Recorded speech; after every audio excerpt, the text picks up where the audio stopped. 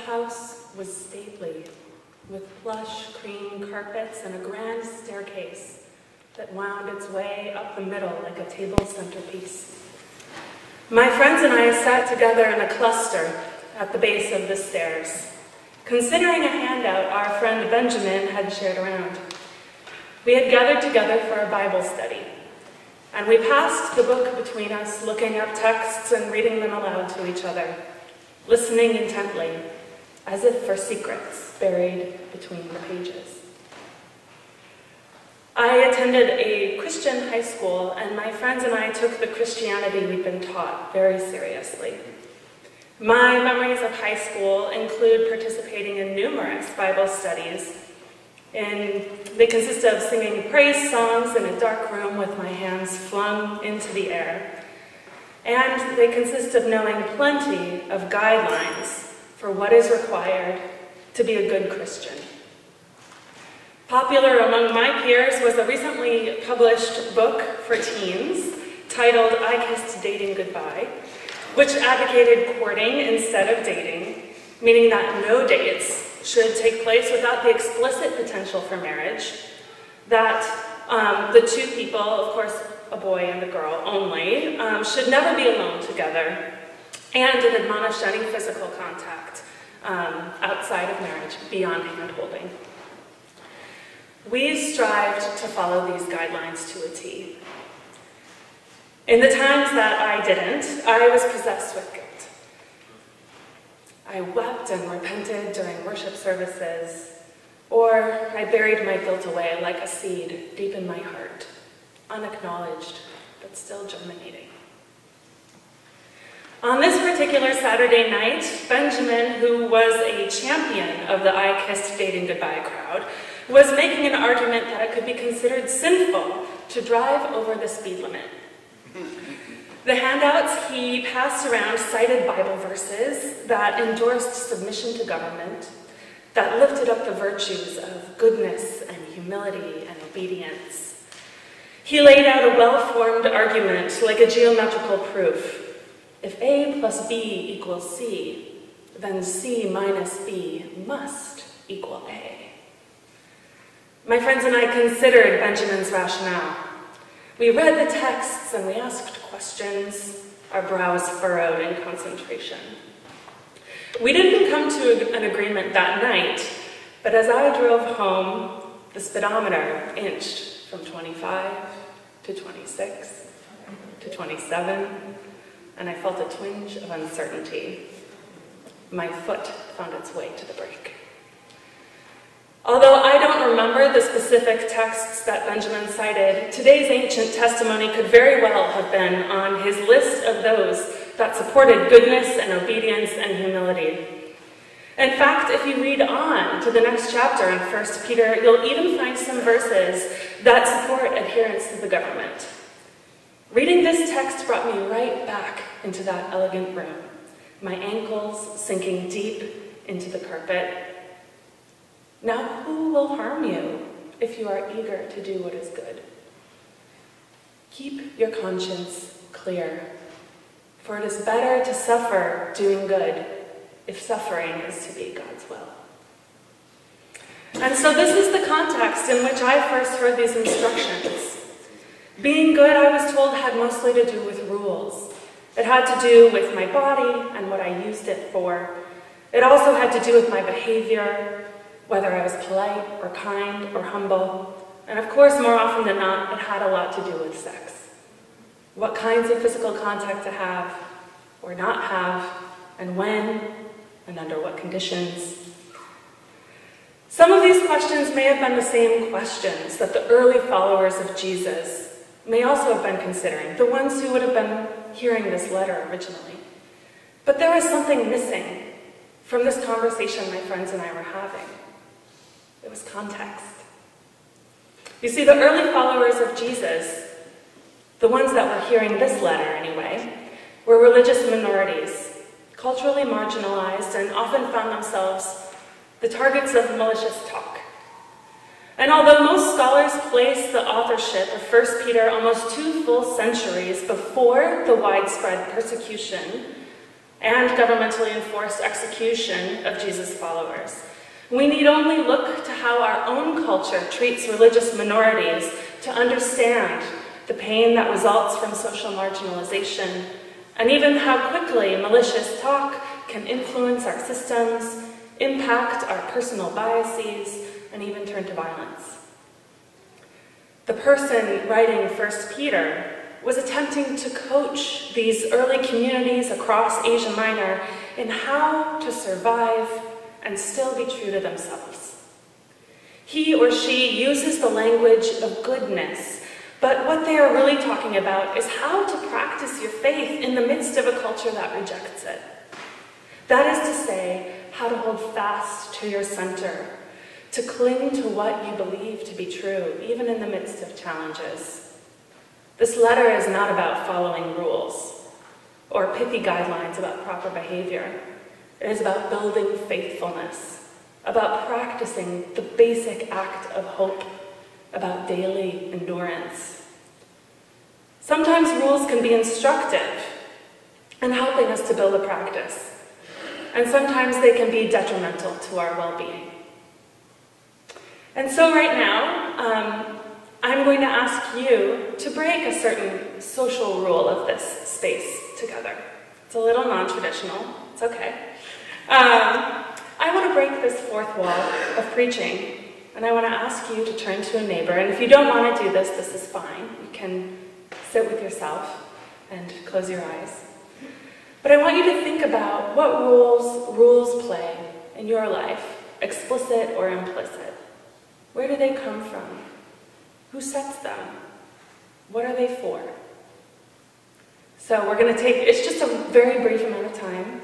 Turn to a neighbor or sit with yourself and consider this a bit. Share about a time that rules impacted your life. What are rules for?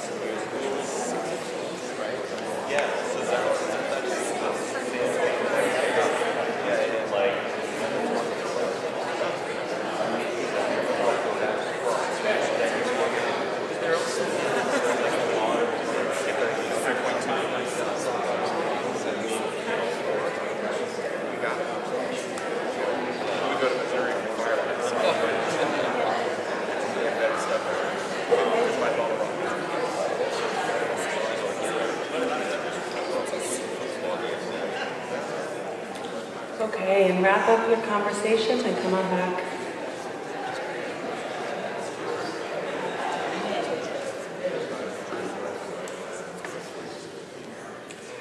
So, we were talking about the interplay between 1 Peter. Thank you for playing along with this. We were talking about the interplay between 1 Peter and the function of rules, guidelines, and instructions in our lives.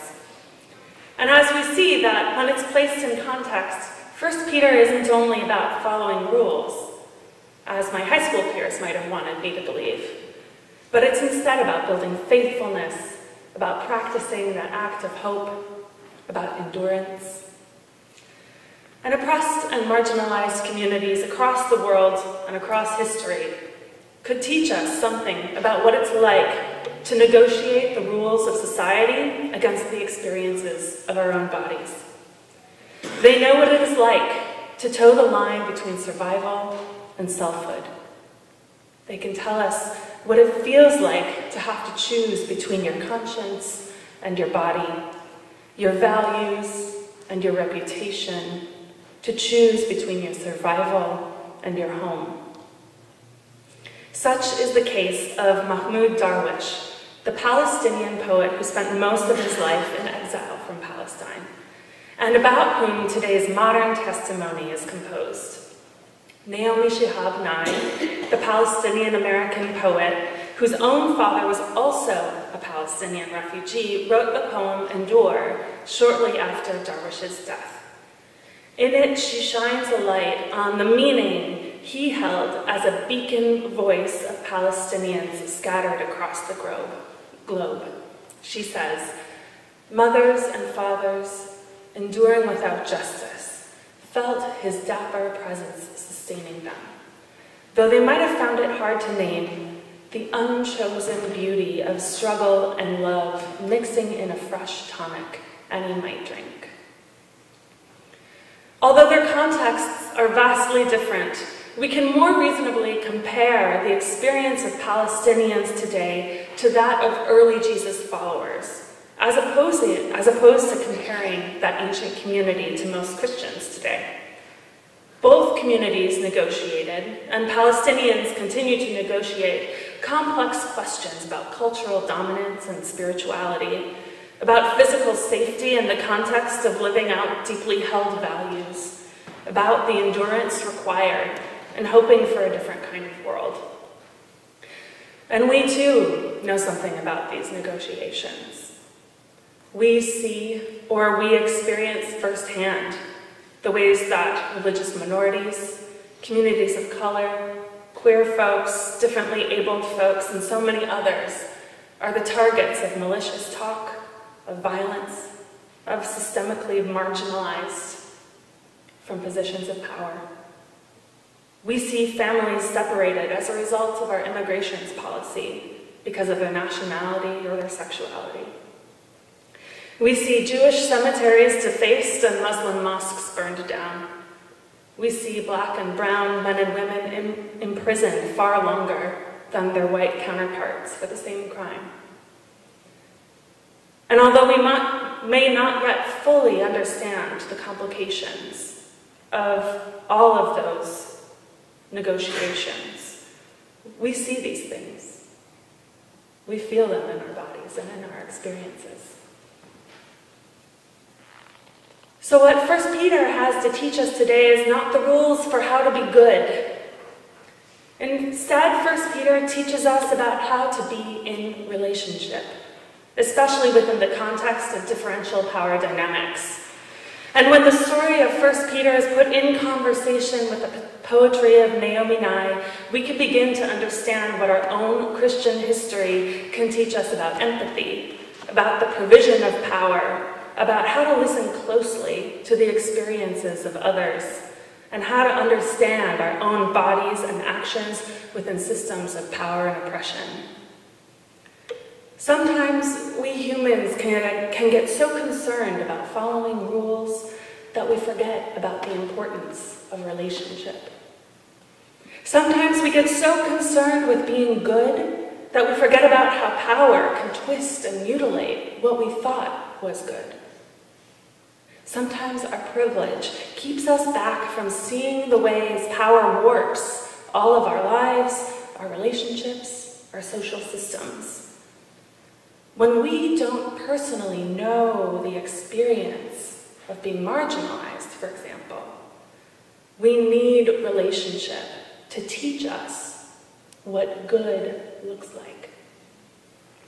It is being in relationship, not being good, that is our salvation. If we listen well, relationships have the power to bring us back into context of what is true. They provide us with the great gift of understanding. Relationships help us to understand how our own perspective is not the only one. And they can teach us to know when to step back and listen, or when and how to stand up to power. Relationships have the power to guide and change the rules we create around us. They draw us up out of our heads and into community, into new modes of understanding, and they compel us to follow that new understanding into undeniable, new ways of being. And so we're going to break that rule again, friends. This time, I would like you to turn again to a neighbor or to reflect yourself about a time that being in relationship taught you something different about the rules you thought to be true. So it doesn't have to be a big, it doesn't have to be about religion or about social structures. It can be about a time at work when you encountered someone with a different work style. But a time that a relationship changed the way you saw rules operating in your life. Okay, so turn to a partner, and I'll bring you back in a few minutes.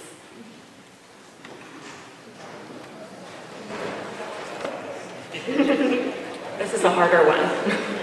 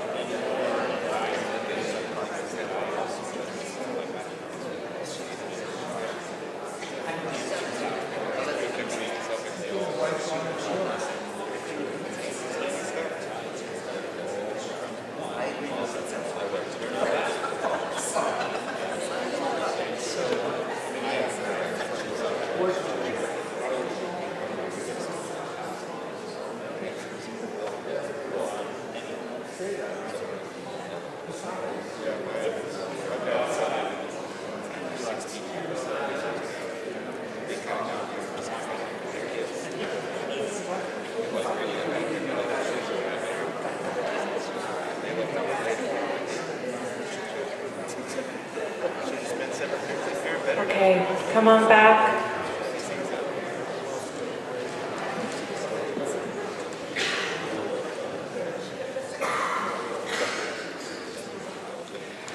Thank you for participating in this. I know that these were short snippets of time, and so I invite you to continue these conversations after the service during fellowship hour. So sometimes, if I'm honest with myself, I will admit that I miss certain parts of what it felt like to be the kind of Christian I was in high school. I miss the earnest discussions with what I thought were real potential answers about ultimate truth. I miss the uninhibited passion of throwing my hands into the air when I'm singing as loud as I can. I miss the comfort of feeling that all I had to do was follow the rules, and I would have the sweet assurance of knowing that in one palm I held eternal salvation, and in my other palm I held a personal relationship with God. But being in relationship in the world taught me that life and faith is more complicated than rules. Listening to and loving people who are not like ourselves compels us to consider questions we had never even known existed before. Listening to and loving people who are not like ourselves compels us to stretch our imaginations into new understandings, new contexts for life, new ways of being in the world. Listening to and loving people who are not like ourselves compels us to break the rules we thought were true, shifting our consciousness in a kaleidoscope of love and understanding. and in truly loving others. The kind of love that listens well, the kind of active love that obliterates power, the kind of love that simultaneously touches and transcends our truest selves. When we touch this kind of love, this is when we bring ourselves into contact with the wide, mysterious, luminous presence that may just be the divine itself. May that it be so. Amen. Amen. Amen.